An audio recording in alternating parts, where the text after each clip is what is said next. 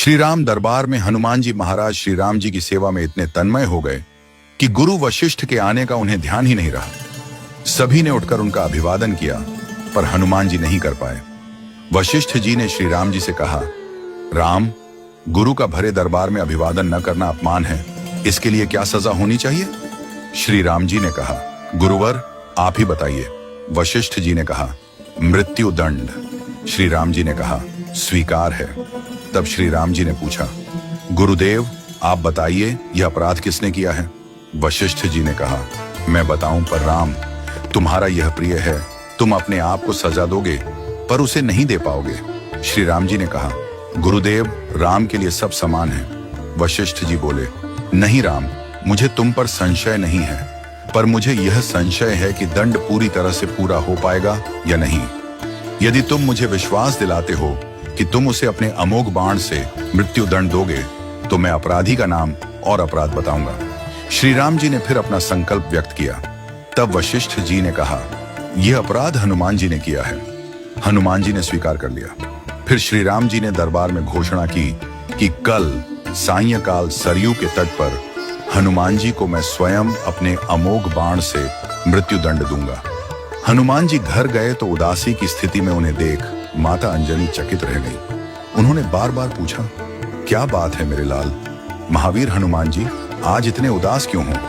हनुमान जी ने कहा, माता, अनजाने में यह अपराध हुआ है।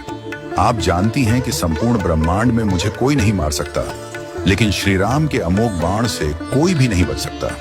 माता ने कहा, हनुमान, मैंने भगवान शंकर से राम नाम मंत्र प्राप्त किया था और तुम्हें जन्म के साथ ही यह नाम घुटी में पिलाया। तुम्हारी शक्ति का कारण राम नाम ही है, जिसके प्रभाव से तुमने बचपन में सूर्य को फल समझकर मुंह में ले लिया था। वह राम नाम ही तुम्हारी रक्षा करता है, चाहे राम स्वयं ही क्यों ना हो। राम नाम की शक्ति के सामने राम की शक्ति और उनके अमोघ बाण की शक्तियां महत्वहीन हो जाती हैं। जाओ हनुमान, तुम राम राम का उच्चारण करना आरंभ कर दो। माता के चरण छूकर हनुमान जी सरयू के तट पर राम राम राम रटते हुए पहुंचे। सायंकाल श्री राम जी अपने संपूर्ण दरबार के साथ सरयू तट पर आए।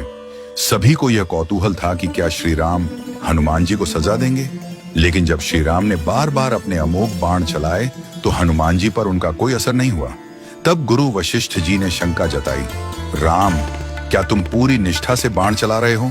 श्री राम जी ने कहा, हाँ गुरुदेव, मैं गुरु के प्रति अपराध की सजा देने के लिए अपने बाण चला रहा हूँ। इसमें कोई चतुराई नहीं हो सकती। वशिष्ठ जी ने कहा, तुम्हारे बाण अपना काम क्यों नहीं कर रहे हैं? श्री राम जी ने उत्तर दिया, गुरुदेव, हनुमान राम राम की अनंत रट लगा रहे हैं। मेरे बाणों की शक्ति राम नाम के प्रभाव में कमजोर हो गई है, इसलिए वे असर नहीं कर रहे। गुरुदेव वशिष्ठ जी ने कहा, राम, आज से मैं तुम्हारे दरबार को छोड़कर अपने आश्रम जा रहा हूं, जहां राम नाम का निरंतर जप करूंगा। जाते जाते वशिष्ठ जी ने घोषणा की, हे राम, मैं यह जानकर और मानकर घोषणा कर रहा हूं कि राम से राम का नाम बड़ा है। राम नाम महा अमोघ शक्ति का सागर है। जो कोई राम का नाम जपेगा, लिखेगा या मनन करेगा, उसकी लोक कामना पूर्ति होगी और वह मोक्ष का भागी होगा। मैंने सारे मंत्रों की शक्तियों को राम नाम के समक्ष नगण्य माना है। तभी से राम नाम को राम से बड़ा माना गया। वह पत्थर भी तैर जाते हैं जिन पर श्री राम का नाम लिखा होता है।